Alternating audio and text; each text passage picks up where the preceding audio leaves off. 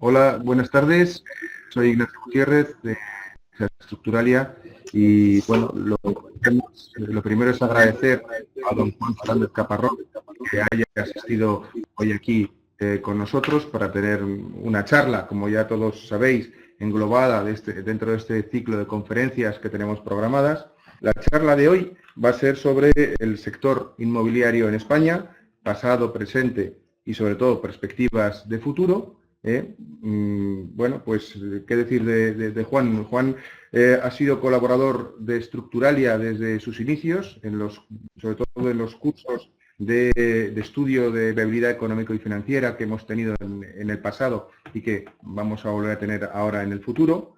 Juan es ingeniero de caminos, coautor del manual de la gestión inmobiliaria que está ya en su 7ª edición, es autor y propietario del programa informático Gestimo, programa de estudio de viabilidad económico-financiera de promociones inmobiliarias y además, como ya alguno conocéis, gestiona 2 blogs muy interesantes del sector inmobiliario que al final de la charla pues podréis anotar cuáles son porque vienen en una de las últimas transparencias. Yo no aporto nada, así que ya le doy paso a Juan Fernández Caparrós para que tenga esta charla con nosotros, que seguro que es de mucho interés para todos. Muchas gracias. Bueno, pues buenas tardes a todos. Vamos a hacer aquí una pequeña conferencia, en fin, para hablar del sector inmobiliario y de las perspectivas de futuro que pensamos que puede tener. Tendremos ahora, intentaré, si soy capaz, poner una presentación de PowerPoint y cuando termine, que espero no ir más allá de los 3/4 de hora, sean ustedes pacientes, pues tendremos un coloquio para poder comentar lo que les parezca más conveniente al respecto. Entonces, también quería decir una cosa, y es que estamos centrados en esta presentación un poco en el sector español, pero el 90% de lo que voy a decir yo entiendo que tiene igual validez para cualquier sector inmobiliario emergente o que esté en funcionamiento, porque las únicas diferencias que habría con otros países sería la legislación aplicable y tal vez las estructuras de costes, que fueran un poquito distintas, pero en cuanto a sus números. Entonces, por lo demás, creo que es perfectamente utilizable. Entonces, bueno, pues vamos a ver si ponemos la presentación y ya sobre eso vamos a ir hablando.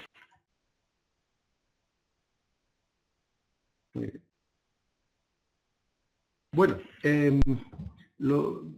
vamos a intentar ser breves, pero tenemos que centrar un poquito nuestra situación.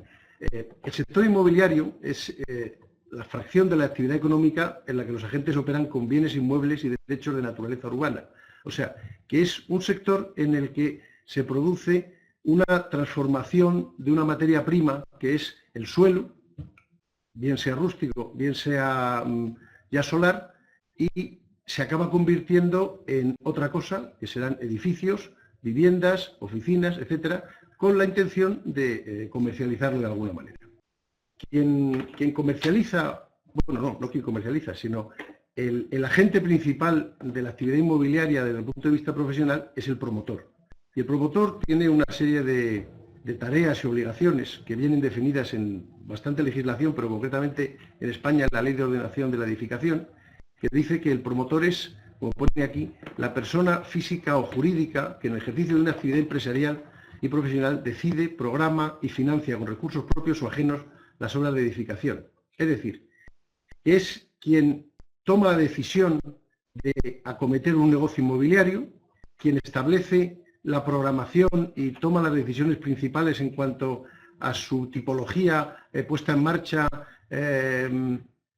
qué va a ser, si viviendas, oficinas, protección oficial, alquiler, compra, y además busca la manera de llevar aquello a cabo, ese negocio económico, utilizando sus fondos propios y principalmente utilizando recursos ajenos vía créditos hipotecarios, para poder llevar a cabo esa operación de transformación, que es pasar de un solar a un edificio o de un suelo a un solar o una mezcla de las dos cosas.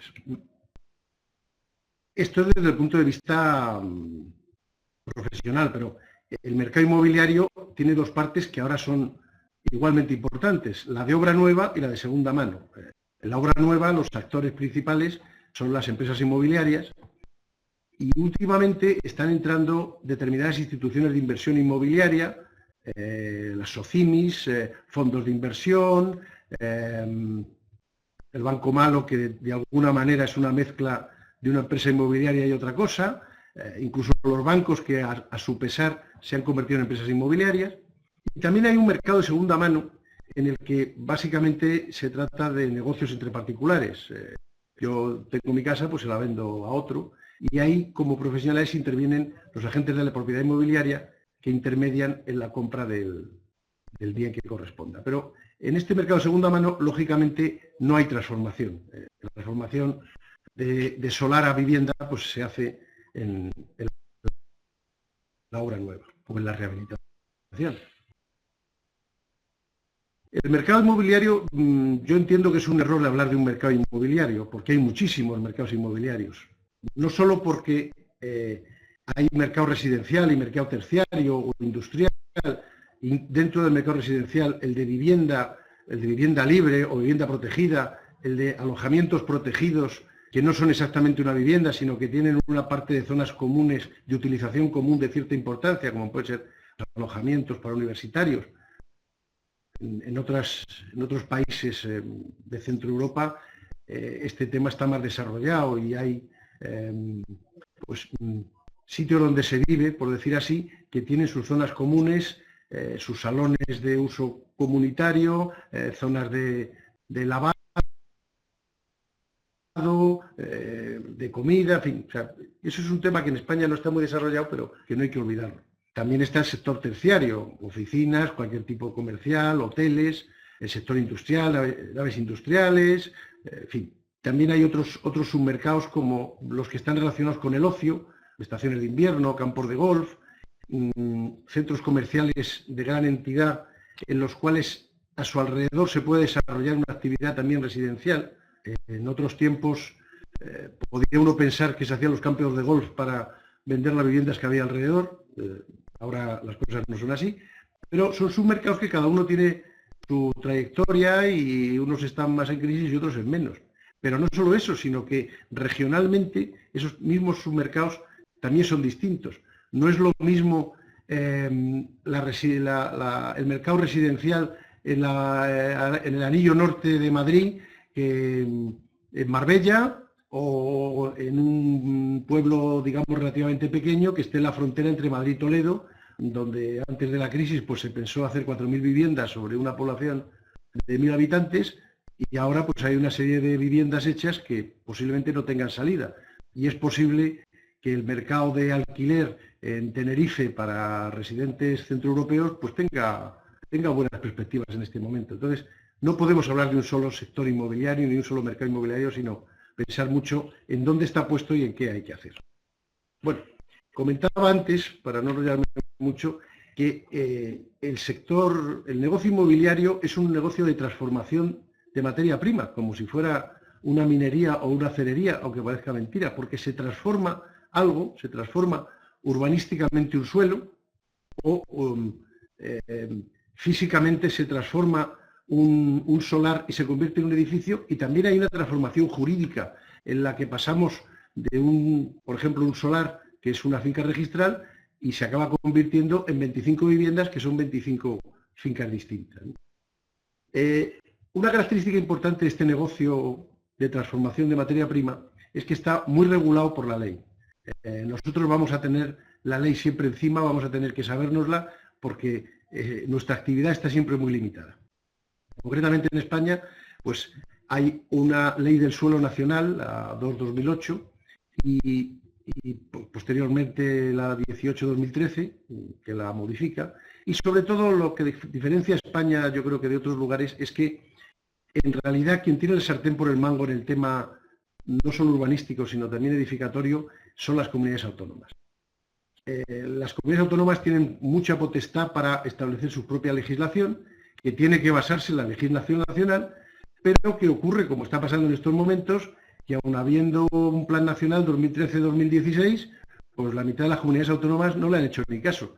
Han pasado casi 2 años y no se han adaptado. Y a lo mejor llegamos a que acabe ese plan y todavía no han adaptado su legislación. Con lo cual, pues en determinada comunidad autónoma las reservas de suelo se calculan de una manera y en otras de otra, o no se calculan, o no se sabe si hay VPO o no. Entonces, tenemos que tener muy presente que debemos estar muy encima de la legislación autonómica que nos va a definir mucho su margen de actividad. De hecho, actualmente las tendencias legislativas, tanto la legislación nacional como las autonómicas, es, en cuanto a la transformación de suelo, no permitir más, como pone, solamente es necesario para lograr un crecimiento sostenible, aunque no se define lo que es un crecimiento sostenible, pero la realidad hoy en día, en el 2015, es que hay calificado y clasificado suelo para transformar y convertir en solar mucho más del necesario. Y entonces, pues ese es un tema que posiblemente nuevo suelo va a tardar mucho en crearse, aunque sí es posible que cuando la actividad económica mejore, yo creo que estamos cerca, haya que establecer modificaciones a los planes parciales, modificaciones a los planes generales, etcétera, para poder dar una salida viable a un suelo que a lo mejor tiene una clasificación que no tiene sentido, que lo tenía a lo mejor en el 2007, pero que igual en el 2020 no lo tiene.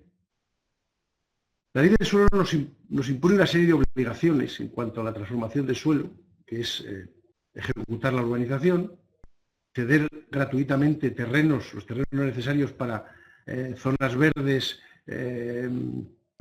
cesiones para colegios, zonas comerciales, perdón, no, para comerciales no, colegios, iglesias, cualquier tipo de actividad. Y además, urbanizar, claro que el coste es total para el promotor, y como al hacer una transformación de suelo realmente, aunque sea en base a que las necesidades de desarrollo del municipio exigen, a través de los urbanistas correspondientes y del plan general que corresponda, pues que vaya a crecer una determinada zona y otra no, lo cierto es que, digamos, entre comillas, a quien le toca la China, pues obtiene una importante plusvalía, porque puede transformar un suelo rústico que puede tener una valoración como finca de pasto en solares que tienen otro valor mucho más alto. Entonces, esa plusvalía, la ley con muy buen criterio dice que hay que devolver algo al ayuntamiento, a la comunidad, básicamente al ayuntamiento, y hay una horquilla en estos momentos entre el 5 y el 15% de cesión gratuita del aprovechamiento lucrativo. Y también dentro de los terrenos, de los solares, de la edificabilidad que se genera al hacer esta transformación de suelo, hay que reservar un porcentaje, dice la ley ahora, del mínimo del 30% para vivienda protegida. En la actualidad, estos parámetros yo creo que están en cuestión, porque al haberse producido una disminución muy importante del precio final de venta de esos solares, se dan casos en los que, aplicando todas estas cesiones de aprovechamiento lucrativo, de vivienda protegida, etcétera, y considerando que los costes de urbanización algo han bajado, pero no tanto como el 50%, se llega a que, en algunos casos, a que es inviable económicamente esa transformación de suelo, con lo cual de nada importa que en determinada finca o determinado sector se puedan hacer 500 viviendas si no merece la pena hacerlas porque su coste es mayor que su precio de mercado en venta. Entonces, deberíamos en un futuro replantearnos ciertos parámetros, por lo menos mientras esté la situación como está ahora mismo.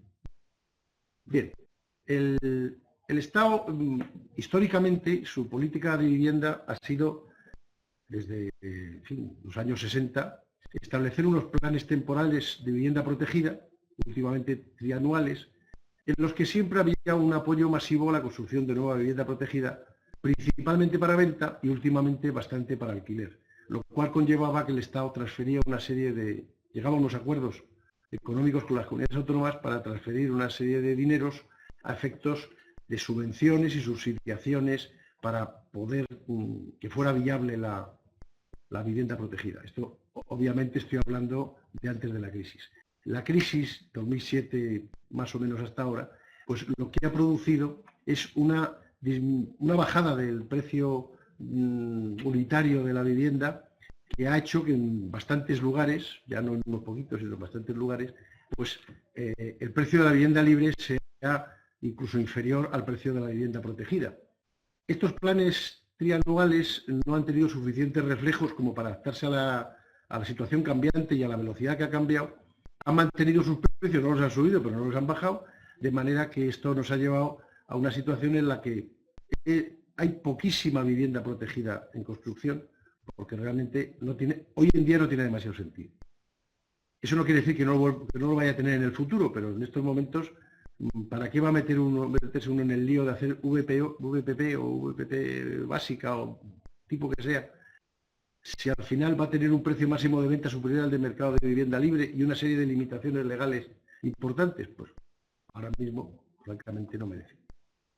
De hecho, en el vigente plan nacional que hay del 2013-2016, se excluye en principio cualquier referencia para la vivienda protegida. No hay medidas para la vivienda protegida, no hay financiación. O sea, no hay transferencias del Estado a las comunidades autónomas para subsidiar o subvencionar, y lo cual ha hecho que pues, se pare el asunto. Sin embargo, sí hay un apoyo muy fuerte al alquiler. No solamente el alquiler protegido, sino el alquiler libre. Se fijan unas cantidades de hasta 600, o sea, para alquileres hasta 600 euros al mes, se fijan unas ayudas por de una cierta importancia. Esto es buena cosa porque limita de alguna manera el precio de alquiler. Va a ser difícil que en determinadas zonas se alquile a 650 euros si a 600 te dan una subvención y a 650 no. Entonces, eso es una medida limitante de alguna manera. Las zonas de mayor capacidad económica o más centrales en una ciudad importante, pues no, pero en bastantes zonas puede ser un tema limitativo, porque ahora mismo debemos de tener en cuenta una cosa. Parte de la crisis, y no mucha crisis que hemos sufrido, se ha debido al incremento desaforado de los precios finales de venta.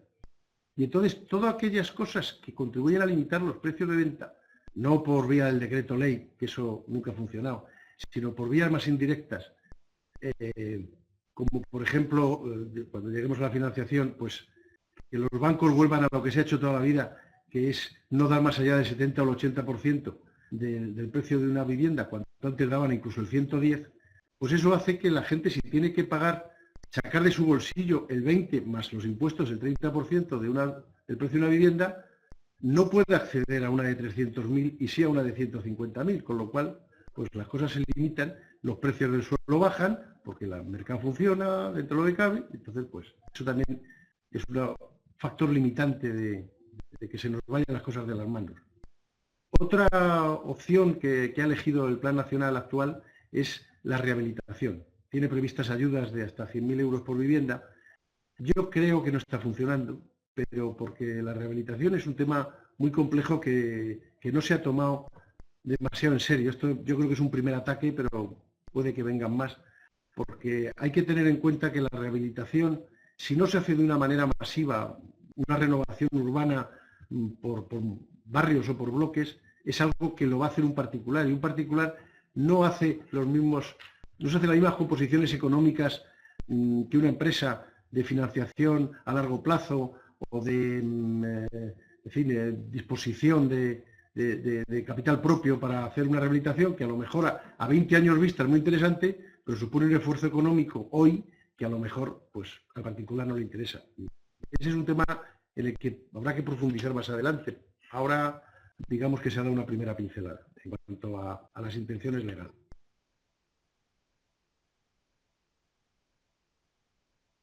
Bueno, yo creo que es interesante recordar de dónde veníamos para poder ver hacia dónde vamos. Y sobre todo, creo que en estos momentos en los que hay 7 u 8 años desde que empezó la crisis, cada uno la pone cuando le da la gana, entre el 2007, 2008, 2009, en fin, pero han pasado ya bastantes años, es muy importante que no nos olvidemos qué pasó, para ver si hay suerte y cuando venga la próxima crisis nos acordemos e intentemos que sea por lo menos de otra manera. Entonces, En el ciclo del boom inmobiliario, que podríamos decir 1997-2007, por aquello de que hay una teoría por ahí de que dicen que los ciclos económicos vienen siendo más o menos de 10 años, y parece que van teniendo razón, porque es posible que hayamos salido con bien de la crisis para el 2017, ya veremos. Bueno, pues en ese periodo de 10 años, 1997-2007, se produjeron varias cosas que nos afectaron a todos. Las alzas continuadas de precios, debido en gran parte a que los bancos daban financiación a todo el que pasaba por allí, perdónenme la expresión coloquial, al 110%, incluyendo los impuestos, y entonces la gente realmente no le importaba lo que valía una vivienda, lo que le importaba era cuánto era la mensualidad. Y como además los tipos de interés eran bajos, pues y había una sensación en la sociedad de euforia y la gente en general pensaba que el año que viene estaré mejor que este, pues no les importaba asumir determinadas cantidades pensando que el año que viene ganaría más y que además eso se había revalorizado. Al final no pasó, claro, cuando cayó el mercado, que suelen caer los mercados inmobiliarios de golpe, pues nos pillaron a todos con el pie cambiado.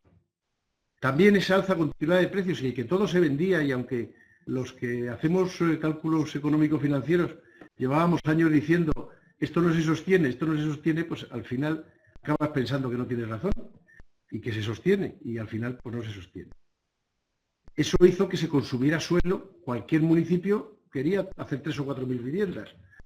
¿Qué menos que hacer polígonos de 1 millón de metros cuadrados edificables para terciario o para logística? En fin, se produjo una utilización exagerada del suelo y se edificó mucho más de lo necesario.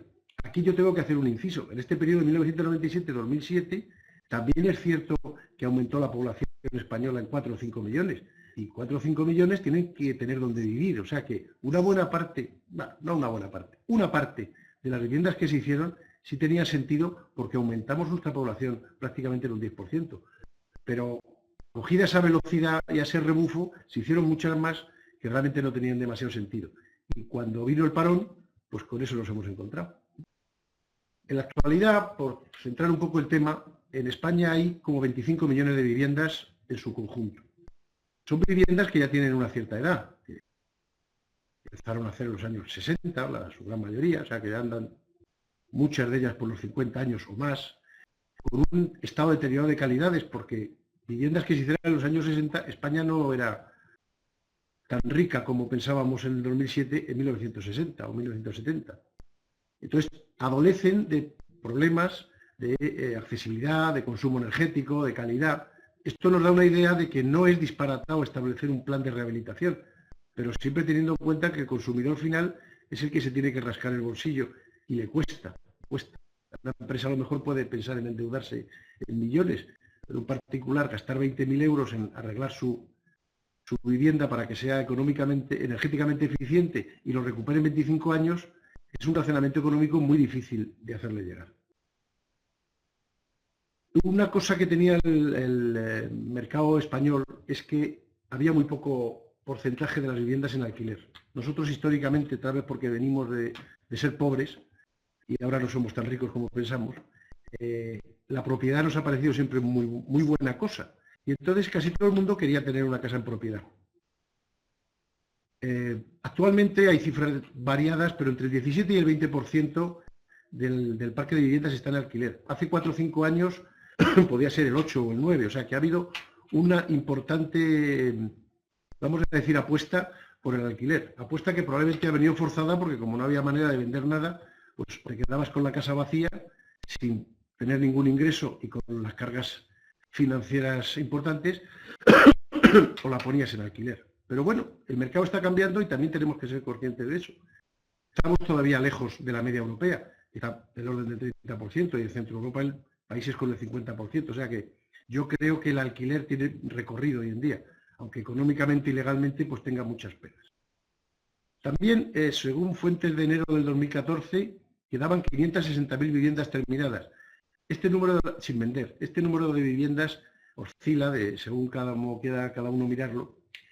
Pero yo que este PowerPoint me lo he fusilado de uno del año pasado, no les voy a engañar a ustedes, Resulta que en enero del 2013 había 120.000 viviendas más, según la misma fuente. Y como lo importante de la estadística no es la cifra, sino la tendencia, está claro que se está reabsorbiendo ese mercado de viviendas sin vender. Cuanto más se reabsorba, porque hay demanda, pues más pronto llegará el momento en el que la demanda baje de una cifra en alguno de los subsectores económicos y locales que habíamos hablado antes, y empiece a haber necesidad de nueva construcción. De hecho, empieza a haberla. Y hoy en día también, otro tema que no ocurría en el periodo del boom, que había crédito todo el que quisieras, en la crisis no había crédito para nada. Y las viviendas se hacen con proyectos, con ladrillos y con dinero. Si no hay dinero no se pueden hacer. Entonces, hasta que no ha empezado a fluir el crédito lentamente, pero ha empezado a fluir en este año 2015, no han empezado a ser estudiables siquiera el acometer negocios inmobiliarios en venta, en alquiler, o del tipo que sea. Bueno, ¿has apagado algo? No. Existo. Sí, existo porque me toco la cara. Bueno.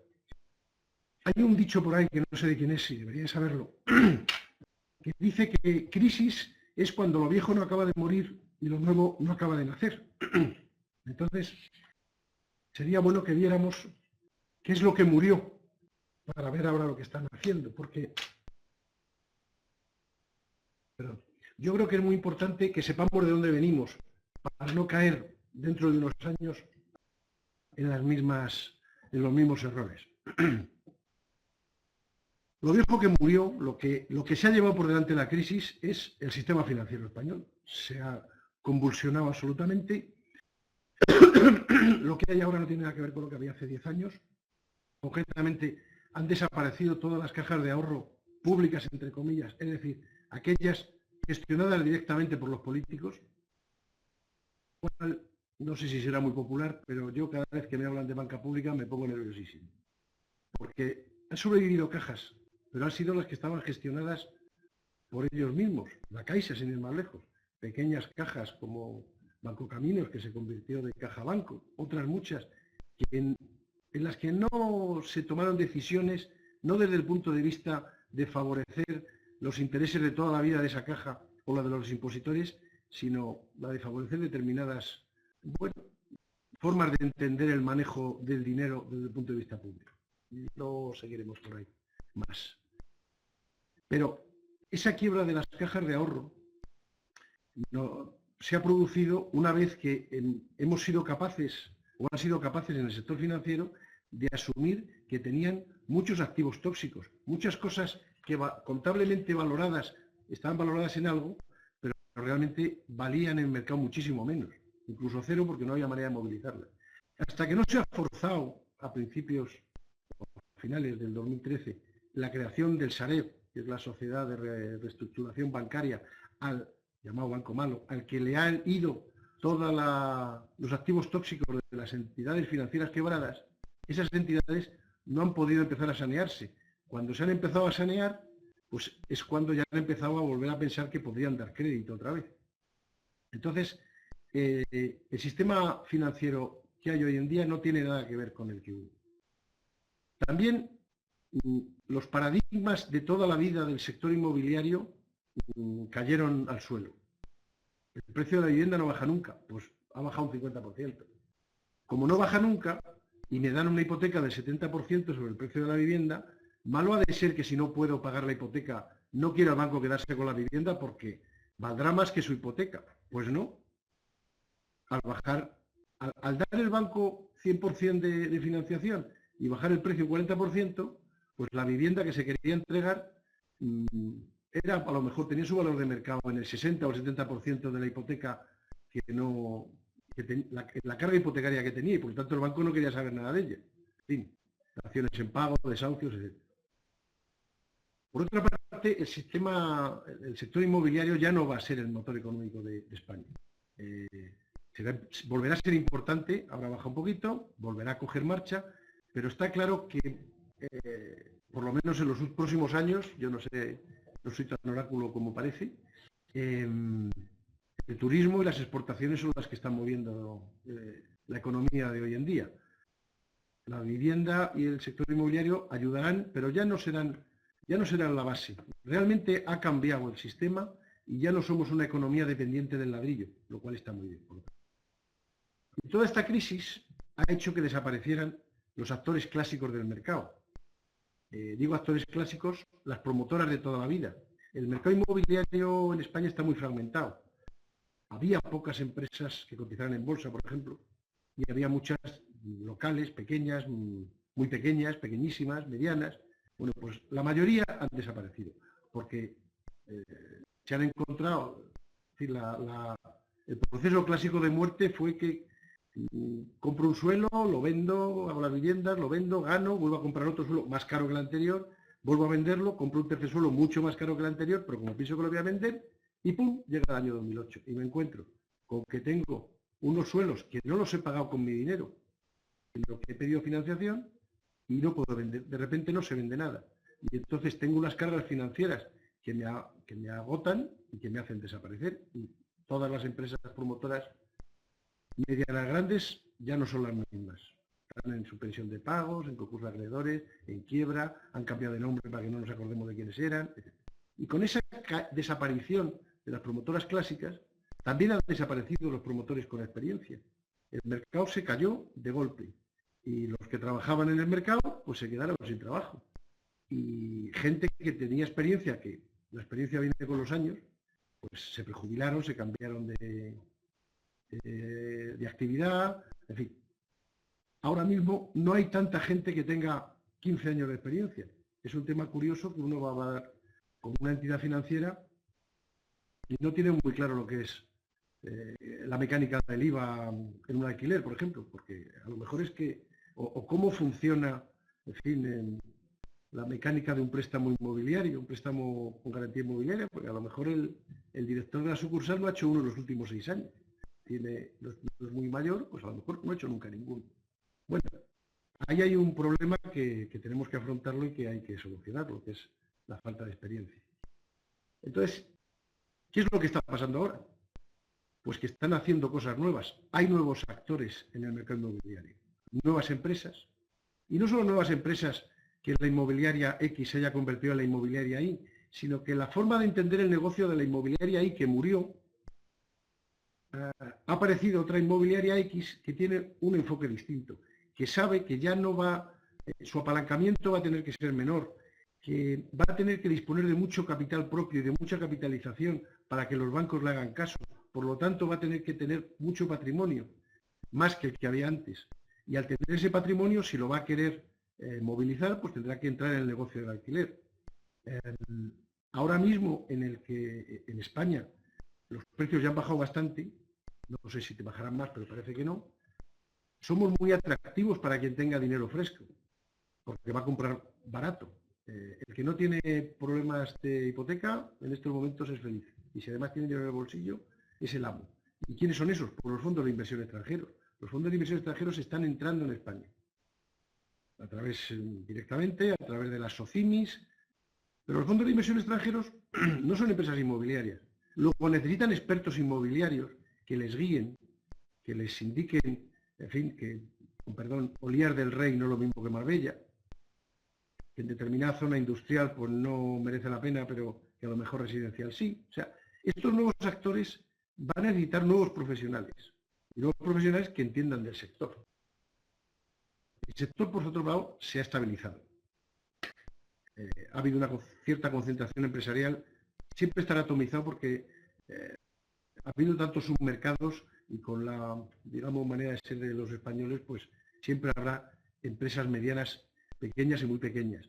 Pero las empresas grandes están empezando a concentrarse, pero están empezando a depender de fondos extranjeros que les requieren una serie de parámetros genéricos, en fin, calificaciones. Supongo que Standard & Poor's se estará preparando algo para hacer calificaciones de empresas inmobiliarias. Y esos Standard & Poor's serán otros. Pero ante un fondo de inversión de Nebraska que no tiene muy claro dónde está Zaragoza, si quiere invertir en España, lo que necesita es que le digan que ese negocio, esa promoción, pues es A plus o B de menos, porque si no, no va a entender. Entonces, las empresas tienen que cambiar su manera de entender este negocio. Y el crédito está empezando a fluir. Los bancos, por fin, solo han tardado 8 años, se han recordado que el negocio de un banco es prestar dinero, no hacer seguros de coches. Entonces, ahora que ya se han saneado, ahora que ya todos les hemos dado, todos los europeos les hemos dado el dinero que les hacía falta, que por otra parte está muy bien porque si no la economía se hunde, pues ya empiezan a pensar que, hombre, vamos a ganar dinero prestando. Y como ya dije antes que las viviendas se hacen también con dinero, pues cuando hay dinero se pueden hacer viviendas. Y lo que es cierto también es que han cambiado los modelos de negocio.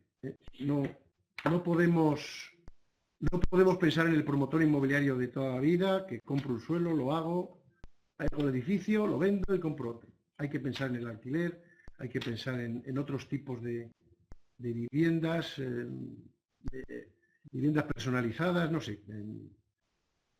Echarle imaginación al asunto porque este negocio es distinto del que había. Y por lo tanto tenemos que afrontarlo con una visión un poco más limpia. Menos limpia en cuanto a no tener muchos apriorismos, sino intentar buscar oportunidades. Por otro lado, legislativamente se están haciendo esfuerzos para potenciar el alquiler y la rehabilitación, lo cual pues, nos da un camino donde podríamos ir. Y se está poniendo trabas al suelo, a la creación de suelo, porque hay mucho. Cuando empieza a haber poco, pues el legislador cambiará y potenciará, pero ahora la verdad es que nos sobra. Bueno,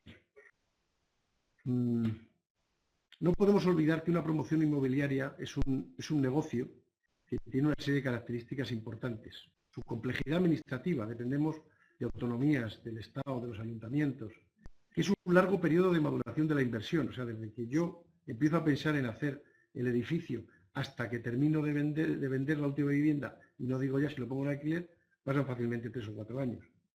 Que es de alto riesgo, compro al principio casi lo más importante que es el suelo y no voy a recuperarlo hasta el final. Si en ese largo plazo de 3 o 4 años pasa algo, como por ejemplo una crisis, pues me he caído con todo el equipo. O sea que también el alto riesgo implica, no diría alto beneficio, pero un beneficio más allá de un mínimo.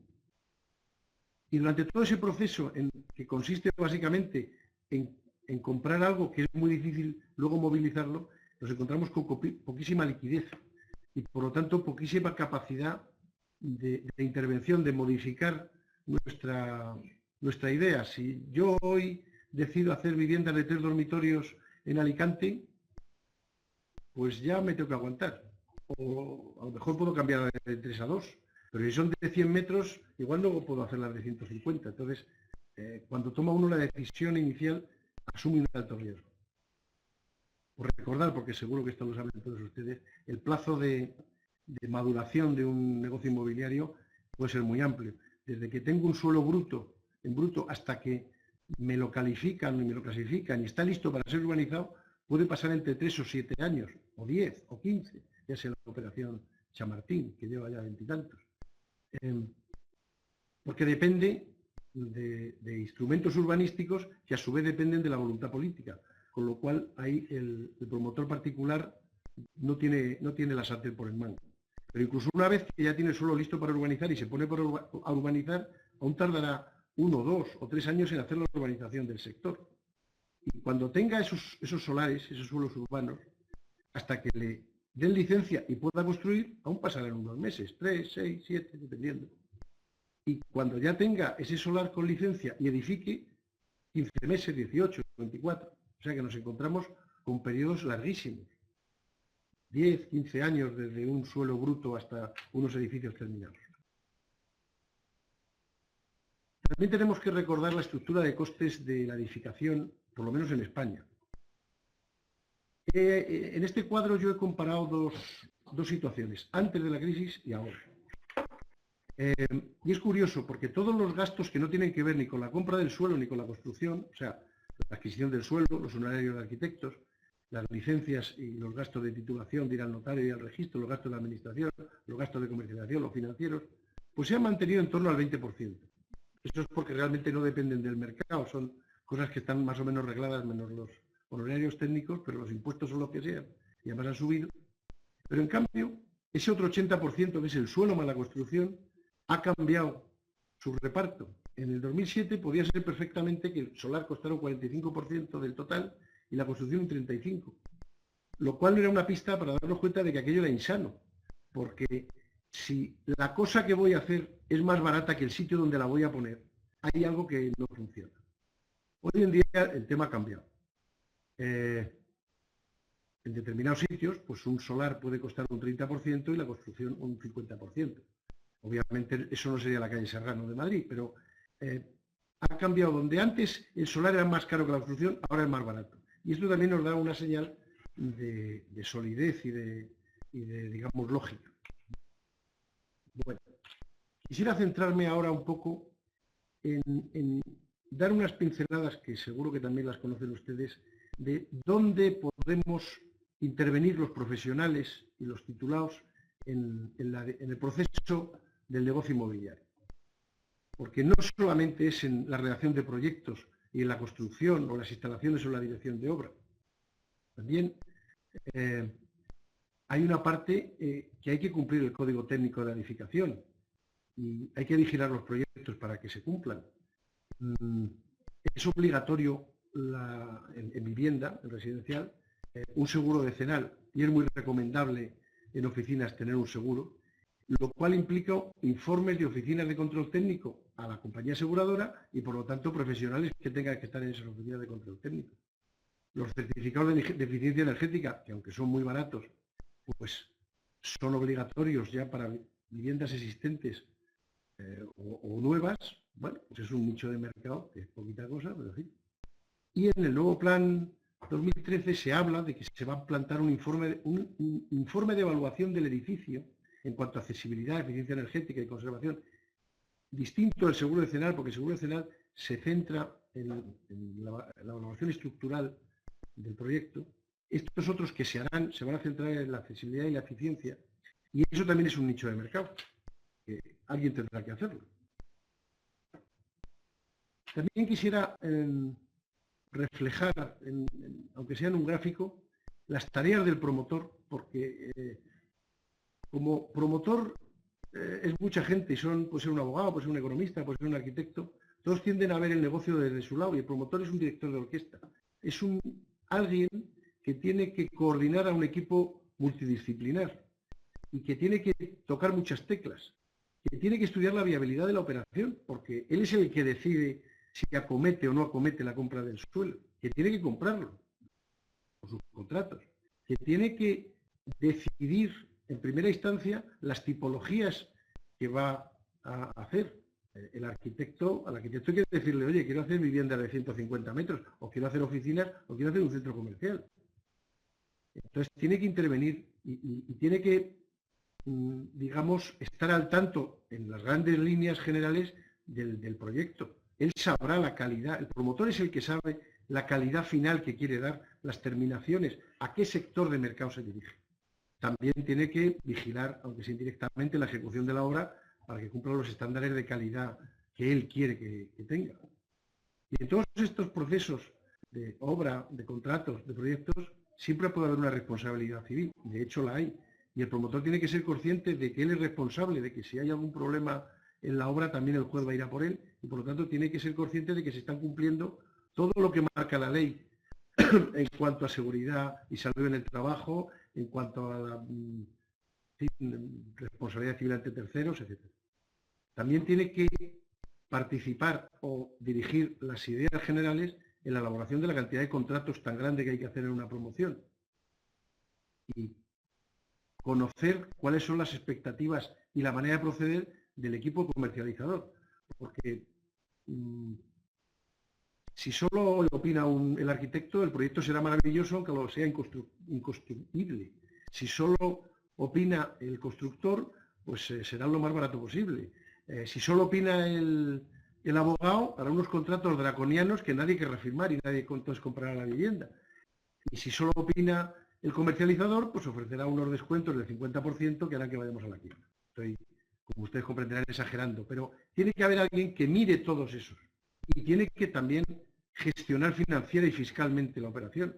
Y tiene que ir a hablar con los bancos, conseguir la financiación, hablar con los ayuntamientos y las comunidades autónomas para acabar de pulir los flecos que siempre tiene la ley y si ya para su desgracia se dedica al alquiler, pues tiene que gestionar esos activos patrimoniales para que obtengan la rentabilidad que le pidan sus socios capitalistas.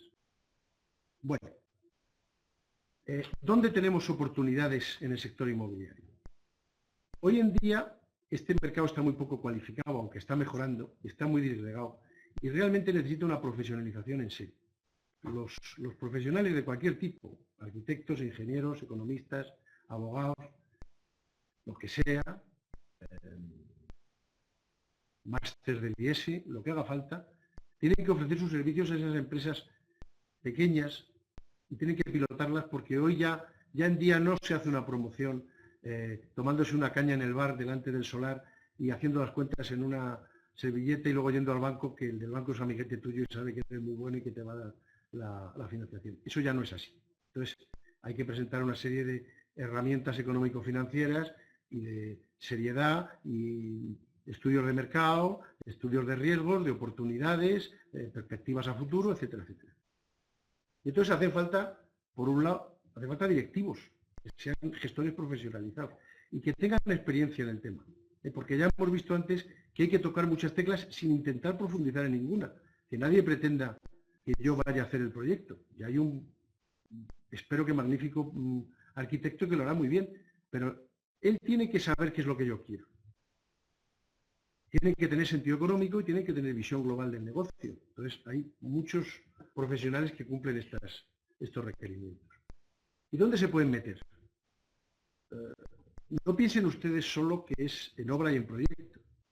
Obviamente como promotores inmobiliarios, como ya hemos contado, pero también como gestores de cooperativas o de comunidades de propietarios, como project management, o como se diga en inglés, de empresas de ingeniería, para gestionar patrimonios desde el punto de vista del alquiler. Las gestoras de fondos de inversión, las SOCIMIs, estas que son sociedades cotizadas de inversión en el mercado inmobiliario, que se dedican a invertir y a estar cotizadas, principalmente para el alquiler, son empresas que necesitan profesionales. El que pone el dinero no tiene por qué ser el que maneje la empresa en cuanto a buscar el negocio.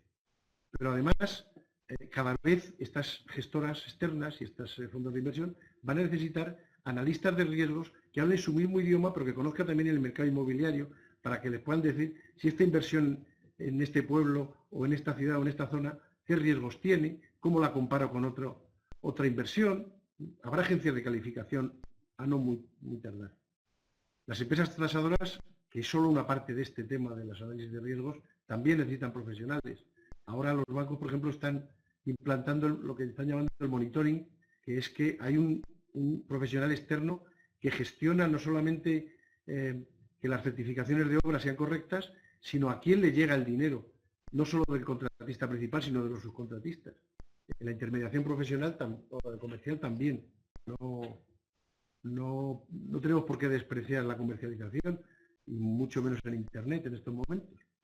Y luego los servicios de evaluación del estado del edificio, de calificación energética, servicios postventa. Cada vez empieza a haber empresas especializadas en la postventa, que es un problema, pero que hay que asumir. Bueno, pues estos son nichos de mercado en donde podemos encontrarlos y que van a tener que ser cubiertos. En general, actividades gerenciales, actividades técnicas y actividades comerciales. Principalmente gerenciales, siento yo desde el punto de vista del promotor, pero las técnicas también como apoyatura. Todo esto requiere que los profesionales estén cualificados, es decir, que conozcan del negocio inmobiliario. Y yo debo decir que se está detectando una cierta falta de cualificación por falta de poder adquirir esos conocimientos. Los másters tradicionales están un poquito obsoletos y hay que ponerlos al día. Hoy en día una información muy exhaustiva, muy completa de todo el negocio, pues a lo mejor no es necesaria, sino que hay que conocer determinados temas puntuales. Entonces, los profesionales que se quieran meter en este sector tienen que coger unos ciertos conocimientos. Y esa formación es importante. Bueno, ya acabo porque esto ya empieza a alargarse más de lo que me han dicho. Simplemente quiero recordarles que deben de buscar formación especializada en todos los másters que se les ocurran, en universidades, aquí en Estructuralia naturalmente, que los hacen estupendos. Y yo me he permitido la frivolidad porque, en fin, ya que estoy aquí, como decía el otro, vengo a vender mi libro. Tenemos 2 blogs de contenido económico en relación con el negocio inmobiliario, que es el análisis de viabilidad inmobiliaria y los cuadernos prácticos, que son 2 enfoques distintos. Hay uno que es más, digamos, de hacer documentos cortos de una página o 2, hablando de temas muy, muy, muy puntuales, y otro que es el de cuadernos prácticos, que lo que quiere es estudiar una parte del sector inmobiliario, que diré yo, los costes de la promoción o la fiscalidad del alquiler, o el método residual dinámico de valoración de solares, pero solo eso en concreto. Y bueno, hay una parte que puede resultarles interesante si quieren aumentar los conocimientos que puedan tener. Y bueno, yo ya doy por terminada la exposición. Ahora, pues si ustedes quieren, entraremos en un coloquio, y si yo no hago ninguna barbaridad, vamos a ver si dejamos la presentación y ya pues quedamos un poco a la espera de sus comentarios. Yo tengo por aquí una serie de comentarios que leo fatal, pero que habla más bien de que hay cortes. Pero en fin, yo quedo un poco a la espera de si me quieren hacer alguna pregunta, pues, o establecer un coloquio de cualquier tipo, pues aquí estamos a su disposición.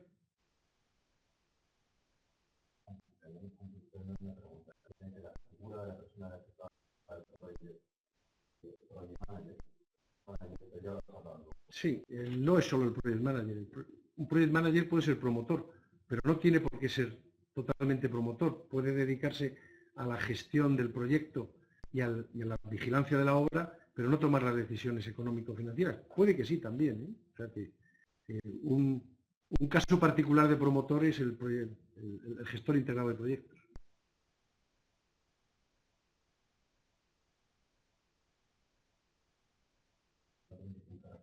Sí, creo que tienen que pulsar aquí una manita si quieren decir algo.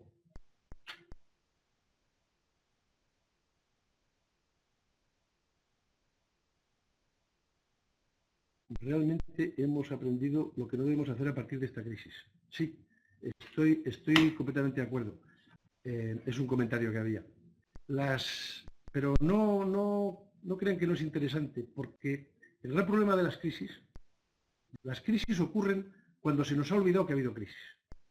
Yo recuerdo los años 2005, 2006, cuando dábamos intensamente cursos de análisis de viabilidad económica de promociones, y cuando yo decía que una promoción era una inversión económica de alto riesgo, se oían risas siempre al fondo del aula. Pues no, lo es. Lo que pasa es que se nos había olvidado. Llevábamos muchos años subiendo, y cuando paró, pues nos pegamos todos el batacazo. O sea que conviene saber que estas cosas ocurren. Y también, por ejemplo, cuando dentro de unos años nos encontremos con que los bancos empiezan a regalar el dinero y que empiezan a decir, no, yo te doy el 100% del valor del suelo, echémonos a temblar. Intentemos que eso no se deba hacer. También es cierto que una crisis no se parece a la anterior, porque normalmente de la anterior hemos aprendido. Pero siempre hay cosas que se repiten.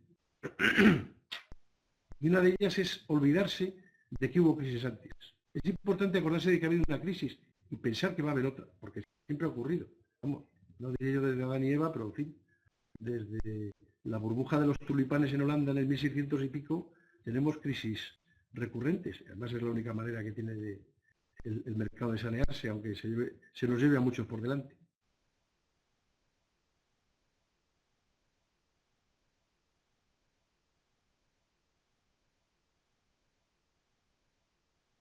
¿Cómo puede afectar el cambio político a las inversiones?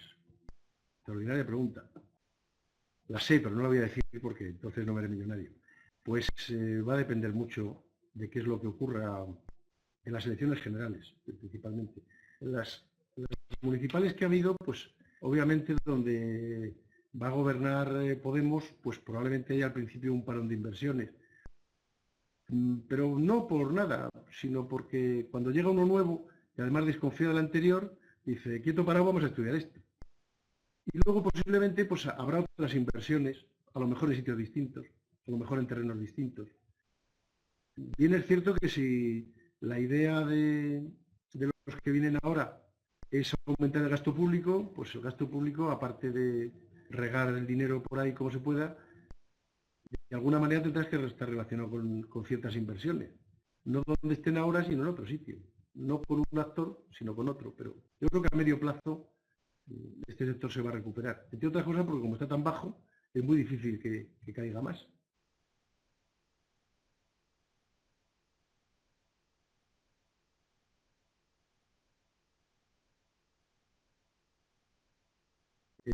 Había una pregunta que era sobre el project manager y la legislación anglosajona, vamos, la manera de entender el negocio inmobiliario anglosajón es muy diferente a la española.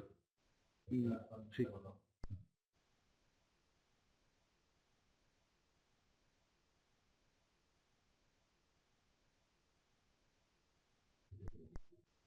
¿Ya he vuelto? Sí.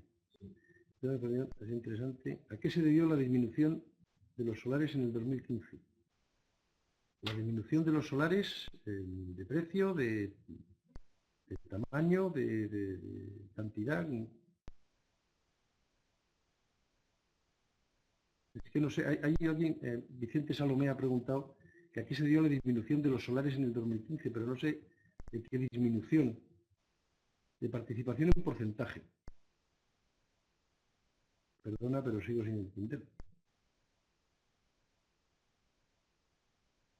Si me lo pones un poquito para señor mayor que necesita frases largas, yo te lo agradecería.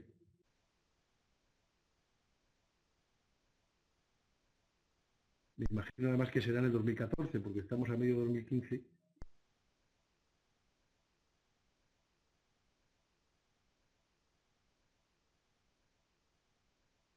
Bueno, mientras me lo aclaran un poquito, si se quiere aclarar, pues quería decir que la legislación anglosajona es distinta de la española, que no es de aplicación directa, porque es una manera de entender el negocio inmobiliario muy diferente, pero que no estaría más que fuéramos mirando cómo hacen las cosas por otro lado, porque tampoco nuestra manera de entender el negocio inmobiliario es una y única, y la buena, y no hay otra posible, ¿no? Hay otras muy diferentes, y deberíamos de mirar en otros sitios. Ahora ya que estamos pensando que este negocio no es el mejor de los posibles y que tenemos la verdad en la mano, pues investigar un poquito qué ocurre en el extranjero no estaría de más.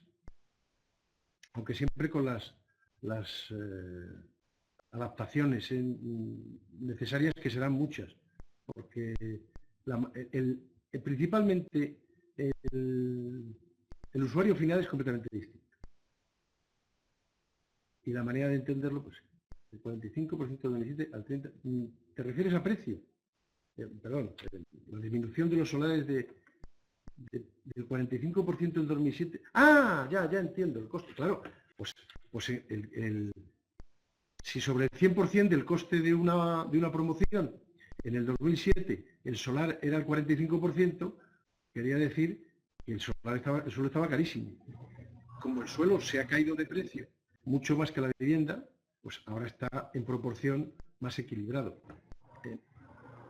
Una de las razones que aumentaban los precios de las viviendas, para mí, la principal era que los bancos daban dinero de una manera.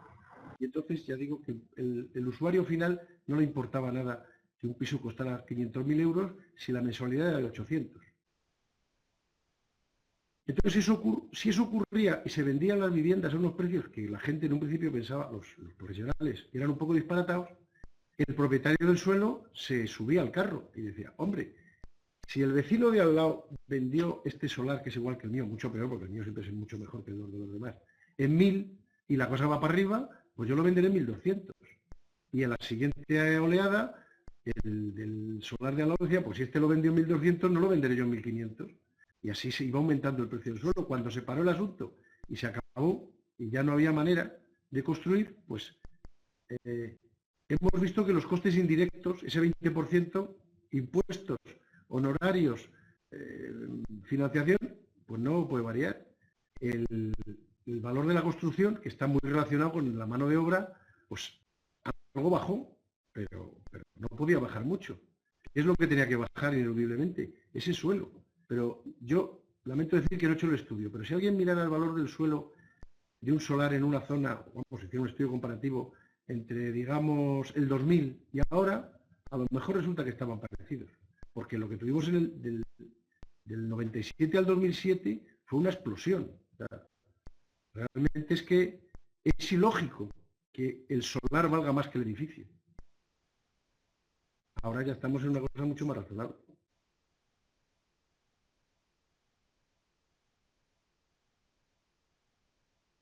¿Qué zonas de España son más atractivas para inversores extranjeros? O mejor dicho, ¿qué negocios son los más atractivos?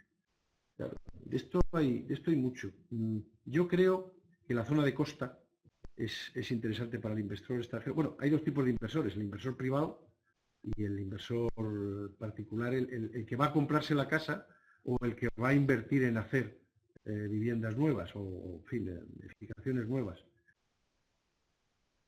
Para el inversor que va a comprarse una casa, la zona de costa es muy interesante, las Canarias, Baleares, si es que quedará algo por ahí. Para el inversor, el que va a poner el dinero para hacer un negocio, claro, es lo que yo comentaba antes, de alguna manera, un fondo de inversión de Wisconsin no sabe dónde está Brunete. A lo mejor Brunete es una gran oportunidad, pero necesita gente sobre el terreno que le diga que Brunete es una gran oportunidad y que, pues qué sé yo, Bolívar del Rey no es tan buena oportunidad, porque está en un sitio, aunque si los miras en el mapa, pues están allá, pues sobre todo mirado desde Wisconsin, pues son cosas distintas. Por eso es necesario que tengan una información sobre el terreno y una información que ellos puedan, que entiendan en sus parámetros. Tenemos que, los promotores que nos hemos manejado con el margen de ventas toda la vida, tenemos que empezar a hablar de la TIR y tenemos que empezar a manejar el concepto de riesgo a largo plazo y el concepto de valoración de ese negocio con un tipo de calificación de alguna manera. Porque el señor que está lejísimo, si tiene muchos miles de millones de dólares, pues es que, ¿cómo sabe que el edificio España es un buen negocio? O podría serlo. Y en cambio, pues un edificio en la calle, en el barrio Lavapiés no lo es. Necesita sus técnicos, ¿no? La hostelería, pues es posible que también funcione, sobre todo si se compran hoteles que necesiten una buena rehabilitación y se compren tirados de precio. Y como siempre, pues el meollo de la ciudad, en fin, la zona prime de Madrid y de Barcelona, el barrio Salamanca, pues eso va a ser negocio siempre, si tiene suficiente dinero, claro. Sería importante que se fueran implantando certificaciones de calidad desde la vivienda y que el comprador sepa lo que está comprando. Pues sí, sobre todo a nivel de proyecto. Yo creo que eso aumentaría la profesionalización, no solamente del proyecto, que ya está bastante profesionalizado, y de la obra, sino de la promoción en sí. Pero interesante para obras nuevas. O sea, la calificación de la casa de mi abuela en el campo yo ya sé que es muy mala. Tampoco puedo hacer nada por arreglarla, porque cuesta más arreglarla que lo que yo voy a disfrutarla, pero para promociones nuevas, para vivienda nueva, sí sería muy interesante que esas certificaciones de calidad, esas que están implantadas, pensadas en el plan 2013-2016, se llevaran a cabo más a fondo.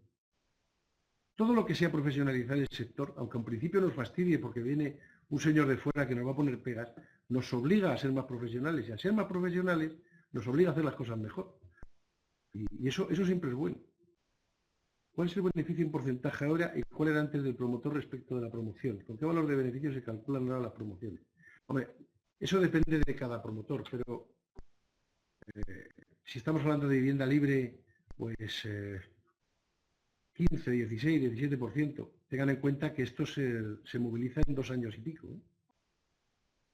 En cuanto, si hablamos de alquiler, un 4, un 5% de rentabilidad. No de rentabilidad, no de TIR, sino de renta anual, podría ser razonable. Influye mucho en la financiación que se tenga. En alquiler, pues hay que pensar que si estamos 3 puntos por encima de la inflación, pues vamos bien. Si estamos 2 o 3 puntos por encima del Euribor, pues también vamos bien. Y no podemos aspirar a mucho más. Porque ese es un negocio a muy largo plazo. Las leyes estatales chocan con la legislación de las comunidades autónomas. ley estatal del suelo es la que marca, da las ideas generales y básicas de la legislación autonómica. Pero luego la legislación autonómica se adapta o no. Y como la legislación nacional no puede dar unas cifras, pues establece unas horquillas. Pues la cesión de suelo estará entre el 10 y el 15. Luego cada comunidad autónoma tendrá que adaptar a lo que le dé la gana y a lo que piense, pues esos porcentajes. Para mí la solución pues, es que no tiene mucho sentido. Yo no creo que las cesiones de suelo en el norte de Toledo tengan que ser muy distintas a las del sur de Madrid. Entonces, no veo razón para que las comunidades autónomas puedan entrar a definir la centésima. No es motivo de esta conferencia, pero en el País Vasco últimamente han llegado al punto de que los precios máximos de venta de vivienda de protección oficial se pueden fijar de un ayuntamiento a otro.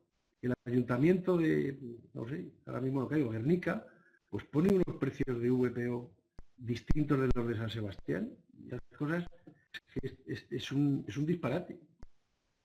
Yo creo que habría que racionalizar ese tema, pero claro, eso implica una modificación constitucional, o sea que olvidémonos por unos cuantos años. Pero realmente es un poco latoso, porque en el sector inmobiliario nos estamos trabajando como con 17 países.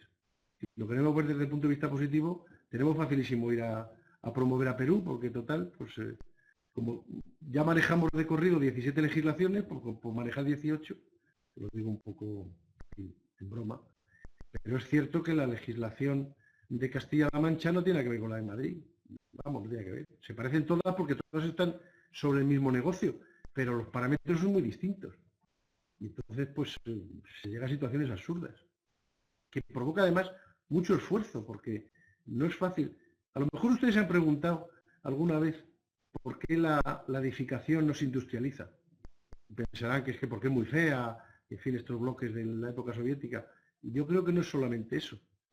Es que como la definición de ventana o de terraza es distinta en Aragón que en Murcia, pues es muy difícil industrializar. Entonces, superficies computables y todas estas cosas. ¿Cómo se define una escalera de caracol? Sitio distinto, claro. Eso para mí es malo. Sí, es muy bueno que gestione las comunidades autónomas, pero hombre, la legislación básica, incluyendo parámetros, debería ser nacional. Pero no es el caso. No estamos hablando de la España del 2015.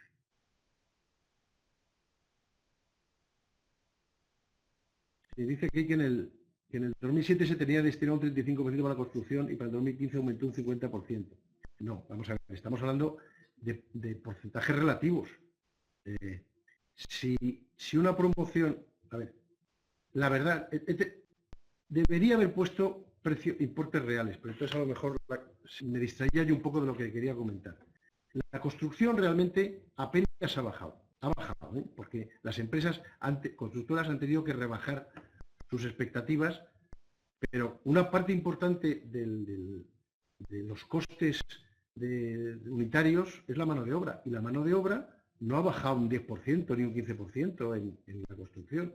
Ha bajado, los materiales han bajado, la energía pues, puede que haya bajado, entonces los costes de unitarios de construcción pues a lo mejor han bajado, pues ciertamente de 800 euros a lo mejor a 650. Pero lo que ha bajado muchísimo, a la mitad, ha sido el suelo. Y claro, si las dos cosas suman el 80% y una baja mucho, en porcentaje la otra aumenta mucho, pero en números, en euros, no ha bajado tanto. No es el coste de los materiales o el aumento de los riesgos, es la relación porcentual.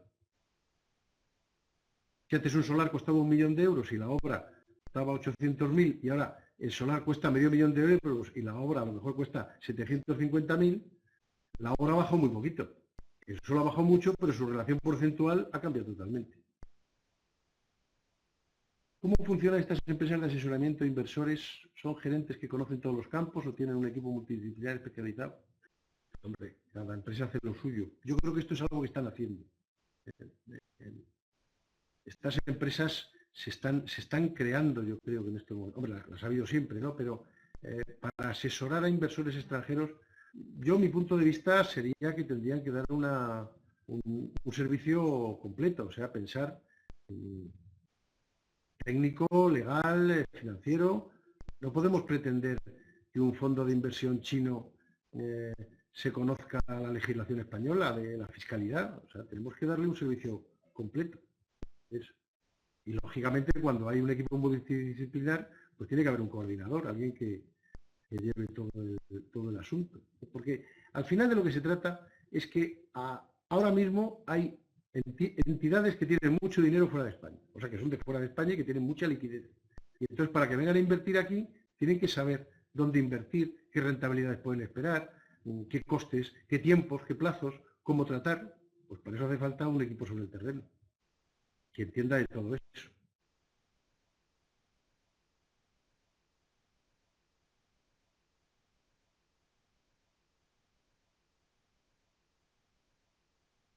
No sé si me ha dejado alguna pregunta, porque como verán ustedes que tengo gafas y canas, pues ya de lejos veo fatal. Sí, yo creo que sí.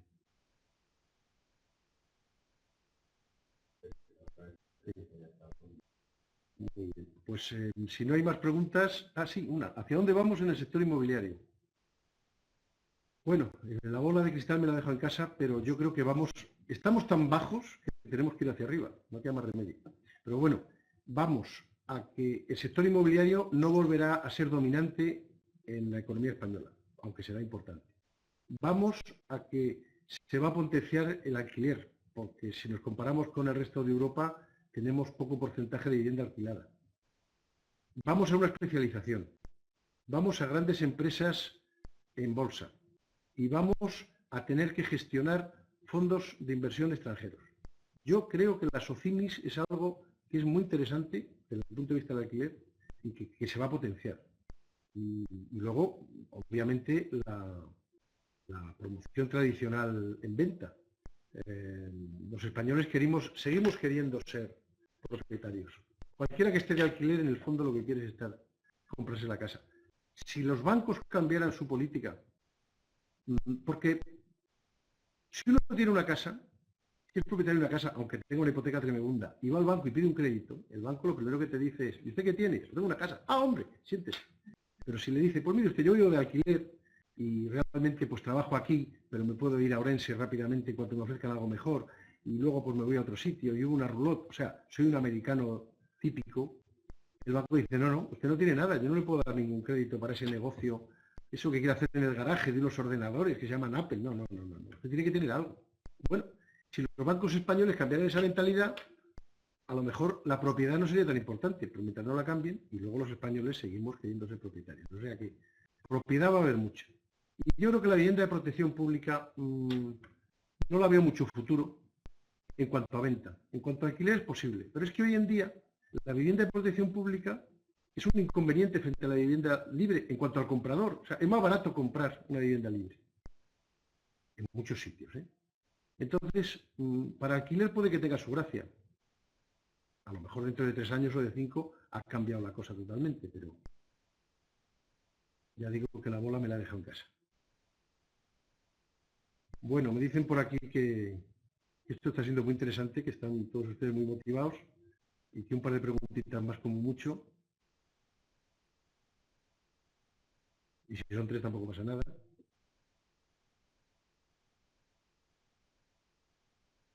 Mientras que hacen la única pregunta que queda ya, sí quiero agradecerles su presencia y que hayan estado atentos a esta lata que les he dado durante 1 hora y pico, y que les agradezco mucho su presencia. En fin, espero que les haya servido de algo y estoy a su disposición, y supongo que Structuralia también, para cualquier cosa que necesiten y que nosotros seamos capaces de darles. Y bueno, como ya la tercera pregunta que quedaba, pasamos a la segunda y a la primera, pues si contamos mentalmente hasta 10 y no aparece ninguna otra pregunta, pues vamos a dar por cerrada la sesión y reitero mi agradecimiento. En fin, espero que esto les haya servido de provecho.